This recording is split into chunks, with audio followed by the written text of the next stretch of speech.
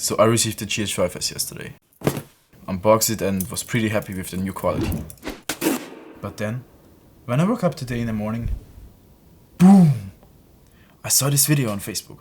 No, God! No, God, please, no! No! No! This year Panasonic released the GH5s. And this camera, it killed it! It fixed all my issues I had with this camera. It has great low light performance, 4K 60p and way more colors than this guy. So I planned on getting this camera with the Atomos Ninja Inferno recorder, which is a quite popular setup since it can record 4K 60p 422 10-bit, which is absolutely insane. I could get high resolution, slow motion, amazing colors. I could record in ProRes codec, which would make editing for me so much more comfortable because my old shitty iMac just performs really bad. And I would get the capability of recording to an SSD instead of to these tiny SD cards that I always have to take out after my shoots and then plug it into my computer and copy all the footage from the SD card to the SSD, and this would just make my workflow so much faster. Okay, so let me switch these cameras. And here we have it, 4K 10-bit. And this setup would have cost me a total of 4,490 euros, which is quite a lot. Now let's get back to what happened this morning. So I watched this video and I was like totally confused. What's going on? So I went to the Blackmagic website and saw this.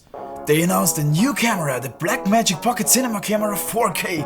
And this camera, ooh, it's a real game changer for me. It records 4K 422 ProRes, just like the 4,500 euros setup. Plus it records 4K 60p 12-bit RAW, both internally. With this camera I can even directly record to my SSD and again have the super fast workflow I would have gotten with this setup. This is the first ever camera that can record 4K 60p RAW via USB-C to an SSD.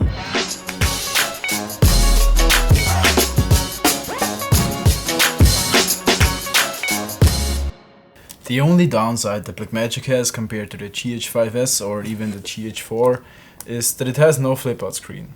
And this is kinda really weird, because they have used a button layout that seems to be designed for vloggers. They put a second record button on the front of the camera that can just be triggered like when you hold your camera like this, which usually only vloggers would do, nobody else. I've seen no filmmaker holding his camera like this when he's recording something serious. It also has these autofocus and auto exposure buttons here that are placed just perfect for one-hand recording as well.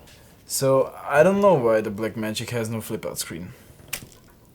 Therefore they put a light on the front of the camera so that you can at least see if it's recording or not. It is said to be released in September this year, but as we all know, Blackmagic has its kind of a bad reputation when it comes to release dates. But I hope it comes out as soon as possible because I want to get that camera. What else do we have here? It also has amazing low light performance just as the GH5s does, if not even better. It has a power connector, a phantom power XLR for better audio, and a huge ass 5-inch screen. And all of that comes for 1,369 euros. And then not enough, it comes with Blackmagic's DaVinci Resolve Studio, a software that costs 315 euros. You get it just for free. No, God! No, God! That is insane.